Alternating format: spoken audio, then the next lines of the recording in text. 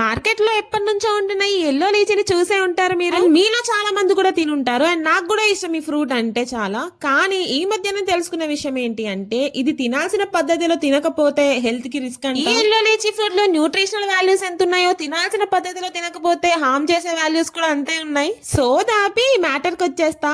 దానికంటే ముందు ఈ ఉడతను చూడండి. వర్షం పడుతుంది, తుఫాన్ కి ఫుల్ గాలేస్తుంది, అయినా ఈ స్టిక్ పైన నుంచొని ఎలా చూస్తుందో చూడండి. నేచర్ ని ఆస్వాదిస్తుంది. ఇంకా మన టాపిక్ అయిన yellow lychee fruit nutritional values కి వస్తే ఇందులో వైటమిన్ సి ఎక్కువగా ఉంటుంది and fully packed with antioxidants. దాంతో పాటు పొటాషియం కూడా ఉంటుంది. ఇది హార్ట్ కి చాలా మంచిది.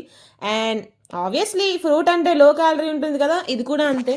ఇవి ఫుల్లీ రైప్డ్ ఫ్రూట్స్ తింటే ఏం అవ్వదు, కానీ అన్రైప్ ఫ్రూట్స్ తింటే హెల్త్ కి రిస్క్ ఎక్కువ.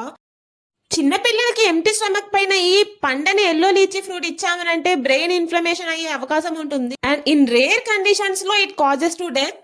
సడన్ డ్రాప్ ఇన్ బ్లడ్ వల్ల ఇలా అవుతుంది, కానీ ఇది మంచిగా పండితే మాత్రం హ్యాపీగా తినొచ్చు. మంచి న్యూట్రిషనల్ వాల్యూస్ ఉంటాయి. సో మీరు మీ పిల్లలకి పెట్టాలన్నా, మీరు తినాలి అన్నా మంచిగా పండిన ఫ్రూట్సే తీసుకోండి. పచ్చివి అస్సలు తినొద్దు. That's it for video and follow for more.